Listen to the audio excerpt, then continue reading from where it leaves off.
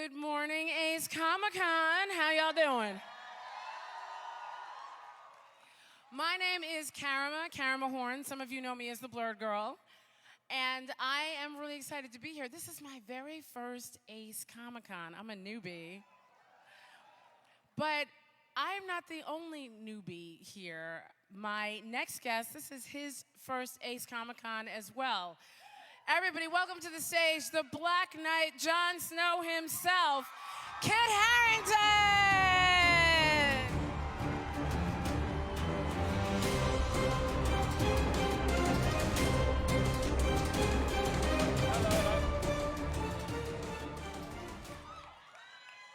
So how are you, sir?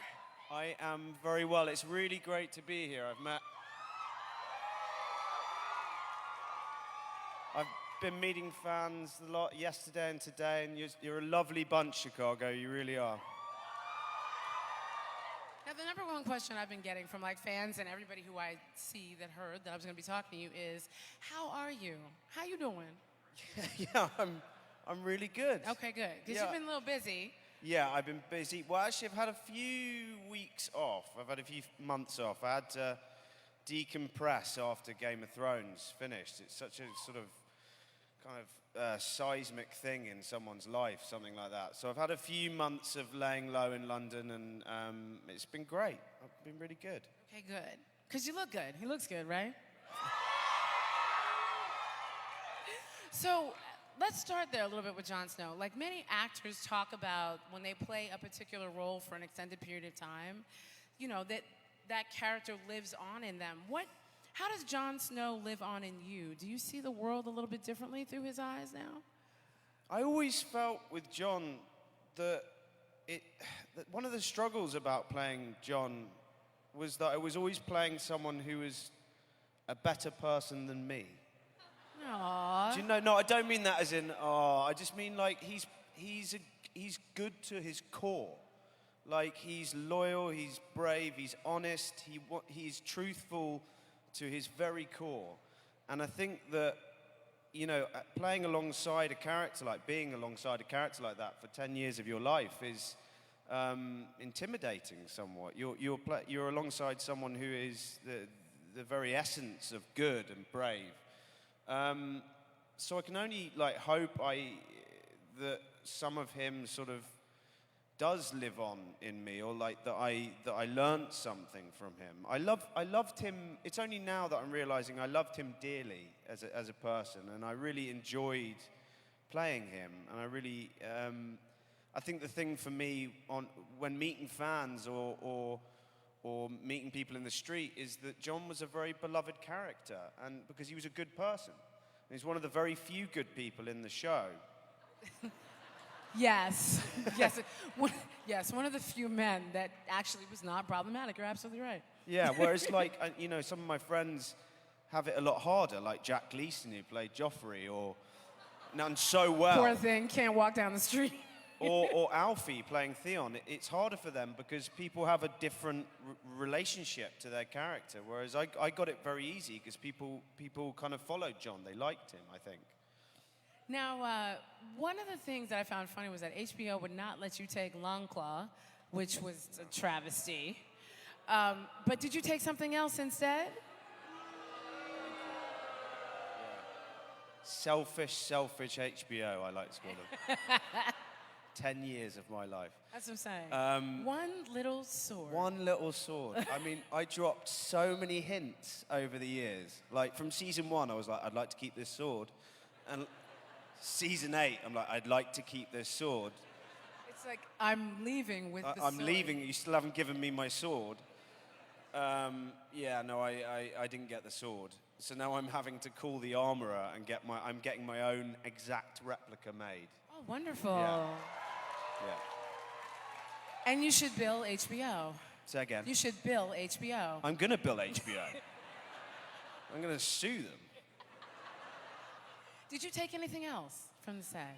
The only thing I took, which kind of seems quite pathetic now, but it was a kind of snatch and grab job. Like, they took my costume off me so quickly. That was a weird moment. Like, it was the final down set, and I was I was weeping, I was blubbing. And then they were just stripping me of the costume. And I was like, I feel like you're ripping the character away. That's terrible. So the one thing I managed to grab was his gloves and a van braces, the little bits that go round the gloves. And that was it. So like now I have this image of you just running down the hall with bracelets and underwear. Yeah. Like trying to run back to your trailer as quickly as possible. Yeah. I got a life-size statue of Jon Snow as well from one of there was like a promo where we all come across our statues of ourselves in the crypt.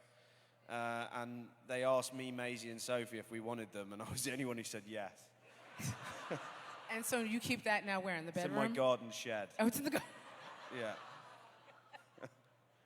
Now, we also know that you're a Harry Potter fan, a bit of a Harry Potter fan. I'm just going to put it out there. I am the biggest Harry Potter fan there is. And Gryffindor, because what else would you be? So I've asked myself this a lot, because I would like to be Slytherin. Really? Yeah, I don't would. see it in you. No, I would, but I you. think I am a Gryffindor. I've thought very deeply about it, and I just think, yeah, that's my house. You're a Gryffindor. I'm a Gryffindor. Sorry, I'm claiming it. Yeah. We have some Slytherin people in the house. Now, what's your favorite book of the series or a movie? Like, because the movie was an adaptation, so. It's a good question. I think be either Prisoner of Azkaban. Yeah, because it got dark. It suddenly took a dark turn, and it turned into like grown-up Harry Potter. Or, I mean, Goblet of Fire is brilliant. That's, you know, I love them all, but Deathly Hallows, those three. But probably Goblet of Fire. Now, what house would you sort John into? Hufflepuff. I knew he was going to say that. That's awesome. Now, something that I saw was that we know you love photography. And we saw you taking some amazing, well, it seemed like amazing pictures on set. Are we going to see any of those pictures? Are you going to publish them in a book? I mean, I'm thinking you have a few people that are interested in picking that up. I wish I'd taken more, actually. Liam Cunningham, who played Davos, he took some amazing photos during his time, which I'm sure he will do something with. But no, I didn't take enough. I'm also very it's one of those things, it's an interest of mine that I keep it mine. You know, I love taking photos. I think it's a brilliant thing. As an actor, you're in different locations, in amazing places. You are around some amazing people. And one of the only people that sometimes is allowed to take photos other than the set photographer. So it seems to me a tool that's definitely worth doing something with. Does it help with your acting as well? Like being able to see what the lens sees? Has that helped with your... I don't think it helps for acting, but I do... I love... what I've always loved is composition, you know, and I think that the more I think about it, the more I'd like to try and direct something. I'd like to try and do, just start with a short or something. But I'm more interested in it from that perspective, from a directorial perspective. I have an idea for your first film. That's when John goes back and gets his sword. Right? Yeah. Yeah. Puts his clothes back on and gets his sword. I thought about doing like a really sort of dark comedy about Jon Snow just in real life. Just like loads of little shorts of me not being able to let go of the character, like going and doing the shopping or something. You know what? Speaking of comedy, we heard you're a bit of a practical joker. What is the craziest practical joke that you've ever pulled? I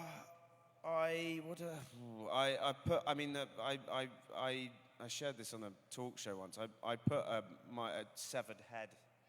Yeah, I put my severed head in the fridge for my wife Rose to come across. And she's still married to you. Yeah, that was before we got married. So, So she knew what she was in for. Yeah, I don't know why she married me, but she did. And she always forgets it's April Fool's Day, so like it's like my favorite day of the year. Other than that, we pulled some good pranks in Thrones. I pulled a great one on John Bradley. Really? What'd you Yeah, do? like it was the year he was going off to the Citadel, Samwell, and so he'd been in the Night's Watch gear for like 3 or 4 years, and so we spoke to the costume department, and we told them to put him in the worst costume. Like, it had a cod piece. It was I mean, it was awful. It looked like a court jester. Like, and then take photos of him and send them to me, David, and Dan. Oh my God. And he completely bought it. I wish I had the photo to show you. It was great. He was so upset. Yeah, good times. Yeah. Now, if you had to pick a movie that represented the type of comedy that you'd be interested in, which movie would it be? What, one that already exists? Yeah, or, yes, one that already exists. My favorite, a comedy that I sort of err towards the ridiculous. Like, I'm not so interested in down the run-of-the-mill kind of, straight-laced comedies. I like things that are quite bizarre. There's a brilliant film called Four Lions. Has anyone seen that? Yeah. That type of Christopher Morris type comedy. I'd love to be in an Alan Partridge movie. It's all falling on deaf ears. No, because there's like two people. There's like two people in the back. It's like one person's like, yes, Alan Partridge. Something really stupid, like really ridiculous. Now, you were also very funny as Eret in How to Train Your Dragon. How much? Yes, I love that film. And all of those films, actually. How much fun is it to explore animated characters? That's a great gig. That's a Because brilliant. you don't have to do hair and makeup. No, you like rock up in your pajamas. And your wristbands. I'm going to make it sound really easy. It's not easy. But they find you wherever you are in the world, because you can record it in any recording studio, and they can Skype in, and the director can direct you that way. It's honestly, it's very freeing, because, like, I loved it. For many years playing Jon Snow, who's, like, swaddled in dead animals. Wait, I'm sorry. Hashtag swaddled in dead animals. Yeah. Write that down. Yeah. For him, like, you can't, it's very, it can be quite restricting. Like, and this, like, voice work, you're free to do whatever you want. You can go crazy. And the crazier you go, the better it is, because you can create more of a character, I guess. So, I'd love to do more voice work. It's fun. And also, in terms of just even getting ready for all these parts, Sophie Turner used to tease you or talk about how long it took for you to, like, get your hair done and stuff like that. But I think it's because she's got straight hair. She what? Because she has straight hair. People with if you don't have curly hair, you don't understand. Yeah. Okay? Yeah, exactly. I'm serious. Exactly. It's sentient.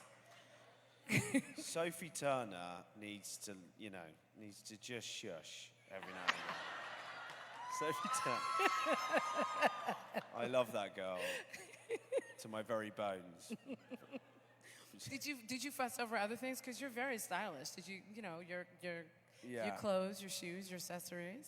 We were like, the thing about Sophie and Maisie, and like we and Isaac and me, we were with each other for so long, and Richard earlier on, but we were with Richard definitely in that. Yeah, we became like actual siblings. We would literally fight each other. So we got a very sibling relationship. It's good. Now, speaking of Richard Madden, yeah. How excited are you to be reuniting with him in the Eternals? Yeah. Yeah, obviously very. It was emotional saying goodbye to him in Thrones all those years ago, because even 3 years in, when he left the show, something really did shift, and the show became something else. But there was a marker where losing Richard, it really, you know, it changed the show, and some of my fondest memories of Game of Thrones are with Richard Madden, and yeah, and he's a wonderful man, and he's still one of my very, very good friends, and we're very good friends. Yeah, I think the Red Wedding broke all of us. I said that scene, that Yeah. when he dies, the Red Wedding broke all of us. Yeah. Yeah, so. Yeah, and I don't know, like I saw him the other day when we met. We met. I don't know what I can say. But we met and. Sure you can. I won't yeah. tell anybody. Yeah. And he's very good. So yeah. What are you most excited for in the role of Dane Whitman? With Dane Whitman. Yeah. Yeah. I'm just excited that so far, like in my young career, still just about young career. You're young. You're fine. Don't worry about it. Yeah. I went from a brilliant play which sort of kick-started my career called War Horse, and I went from that, and then Game of Thrones came along, and that lasted 10 years. And then, you know, just as I said no to War Horse, Game of Thrones came along. As Game of Thrones finished, Marvel came along, and so really what I'm excited about is getting involved in a new world, in a new universe, something that you know, coming here, I can see just how passionate people are about this world, and it's the first time I've met people on that level of talking to them about Marvel, and I'm just thrilled. You know, it's a whole new chapter and a whole new character to start thinking about, and one that, yeah, on you know, without saying too much at all, on the surface, can look a little bit like Jon Snow in who he is in the comics, but actually, I think there's a lot to be done that's different. Is it the cape, or the sword, or the flying winged animal? Yeah. Are you've mastered the Game of Thrones fans, but are you really ready for the MCU? See that? All day, every day. When you go to the grocery store, everything. Yeah, I hope so. I'm really looking forward to it. I'm ready for it for sure, yeah. Yeah. Now, if you get to do more Marvel movies, and I'm not going to quiz you on which ones, but who would you cast besides Richard? Who would you cast with you, and what role would they play? If you could pick any Marvel character. Oh, I don't know. No, I don't know. I'm not going to go into it. So I'm going to switch over now to some fan questions. Yeah. And I just have to say, you have some of the most amazing fans. Like when I put out on Twitter that I was like asking for questions, everybody, I mean, not only did I get a bunch of amazing questions, but I also had other people that were like, no, you're not going to ask her that. Ignore that question. You're now going to go to this one. Okay. So they self-regulated. It was pretty amazing. Brilliant. Yes. So first question comes from Best of Kit H. So I'm assuming they're a fan. Now, I feel like we kind of sort of answered this, but I'm going to put this together. Who is Kit most excited to work with on Marvel's The Eternals? And how does it feel to be in front of a camera again with Richard Madden? We kind of answered the second part already, but the first part, who are you most excited to work with of that cast? I've been friends with Gemma Chan for a long time, so I'm looking forward to working with her. That will be helpful with your character. Say again? So that will be helpful with your character. Yeah. Well, yeah, I can't, yeah. God. Yeah, I'm not even going to go into this. Richard Madden. I tried, guys, I tried. TWD Super Sons Uni. Y'all need some shorter handles. What was his favorite scene to film with Emilia Clarke? My favorite one with Emilia, I think, was because it was so, we had obviously known each other for a long time, but lived in completely separate worlds in this universe that we were in, and what was really exciting was that very first scene where John walks into the Dragonstone throne room and sees her for the first time. And this isn't a world where you have Facebook and Twitter and Instagram. Like, he's never seen this woman before, Daenerys, but he's heard about her, the Dragon Queen. And for us, for me and Amelia, it was really exciting because we'd been friends for 6 years and seen each other's work, but never got to meet. And so there was a lot of hype that day on set. It was really, and I thought it was a beautiful scene. It was a beautifully written scene, weighted scene, you know, that they're testing the water with each other. Instantly you can see that there's some attraction, but you know, they've got their own agenda. I loved that scene. I loved doing that scene with her. Well, we did too. Great. That was amazing. Jackie Talk Nerdy asks, please ask him if he has any plans to open an Instagram account. We need you to get on social media, honey. Come on. No. He's like, I'm joining the MCU. Are you crazy? Yeah. No. Absolutely not.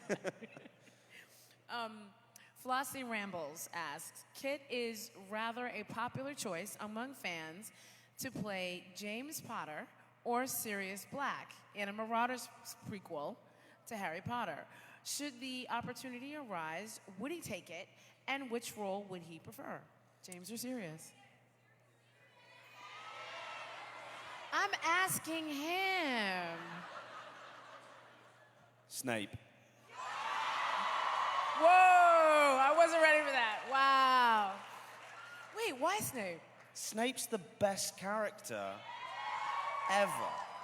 Like, he's like, Snape's, the storyline of Snape, Severus Snape, is the most tragic, wonderful, brilliant. He's a character you hate and then end up loving. Like, he's just phenomenal. I don't think I'm right for him, so I'll play Sirius, but whoever gets to play Snape, that's a great character. I think we're all going to try and vote for you to get Snape. And so we have a mission. He needs to play Snape. We need to get Longclaw. There's a mission happening after this. Yeah. This next one, Kit Harington BR. This is a Brazilian fan. I have panic syndrome and depression. This is getting better, I promise.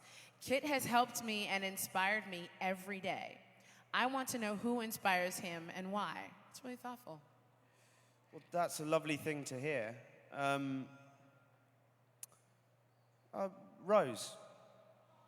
Yeah. My wife, Rose, inspires me every day. Does it help being married to somebody in the business because they get the ins and outs of it? Does that help? It does and it doesn't. I mean, it's a tricky, you know, if you're filming, both of you, you're away a lot. So it does, in that you understand that you have to be away a lot, but it's hard if both of you are working. And one of our last fan questions, Vedant123. Out of a huge show like Thrones, and now going into another huge franchise like the MCU, what is he most excited of, and what is he dreading the most? I am most excited, you know, I think unlike a lot of people who go into something like the MCU, they haven't had experience of maybe a franchise that big. I've lived with Thrones for 10 years. I know a big franchise and something that's created a world and has a huge fan base. So for both reasons, I'm excited and terrified. Like, I know the responsibility of actors who came into Thrones knowing that they're playing a beloved character and that they had a responsibility to the fans and to people to do something with that character and for me, you know, looking at this new universe, I'm prepared because I've been part of a universe, but I also have been part of a universe, so I'm terrified. But you also know what to ask for now. Let's start with this. You get the biggest trailer. Robert Downey Jr. taught us this. You need 4 trailers. Yeah. By the way, I'm the worst person at that.